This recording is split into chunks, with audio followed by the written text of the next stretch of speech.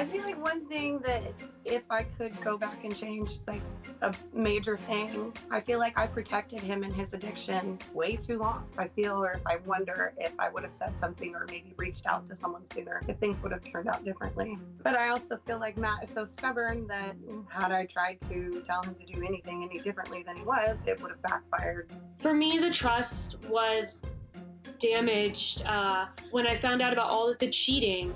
And just having no idea that he was doing that. It really is scary to be living with someone and not having any idea who they are. When Garrett first got out, the first 3 months, he was perfect. He even said that he didn't cheat until after the first 3 months. So when he got out, he was committed to being the man I needed him to be. I was being lenient. I was not hard on him. Everyone thinks I was. Grow up.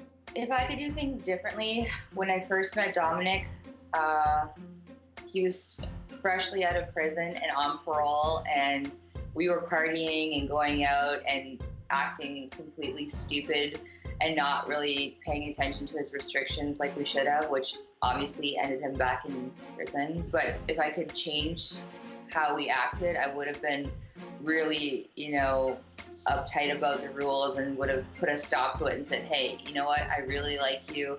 I want to be with you, and if you want to be with me too, you'll smarten up and you'll follow the rules that you're given. But unfortunately, that didn't happen, and he ended up going back to jail. I don't know what it's going to take to turn the light bulb on for Matt, but I feel like maybe if I hadn't bailed him out, he wouldn't have continued to pick up more charges. It was his choice to make.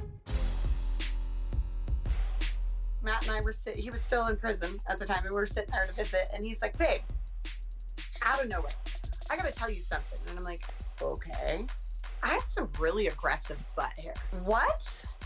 Also, he has really long leg hair, so it kind of took me back to last summer sitting on the porch and him trimming his leg hair, because I don't know a lot of men that take out electric clippers to trim their leg hair. I've never met another one. I like to have things in a certain way, and sharing it with him and, sharing a bed is just an adjustment, and I still miss having a queen-size bed to myself. My biggest regret was hair and makeup. I did not look as hot as I wish I would have. The craziest thing I've seen on social media is that I've had way too many plastic surgeries, when in the fact I've never gone under the knife. I've never had plastic surgery. Looking back on, and even looking at pictures or watching the show, I don't even recognize myself, in all honesty. I'm, 20 pounds lighter. I've got these bags under my eyes. I look like I haven't slept in about 6 years. It was a lot. In about 5 or 10 years, I would really hope that maybe we'll start a family, we'll have some kids.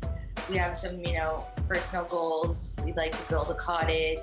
We want to buy maybe a boat or some jet skis. We love going to the cottage and being outdoors. So we just have, some financial goals and maybe go on a few trips. I lost trust for people. It was hard to open up. I just hadn't really found someone that I had a connection with. My 5-year plan, I think, is to go back to school, to get a degree and, further my education, and to really jump and run with this platform that I have right now. Once I get there, who knows what'll happen. In 5 years, it'd be great to, have a significant other that is stable and riding with me, but I'm not going to stress about it.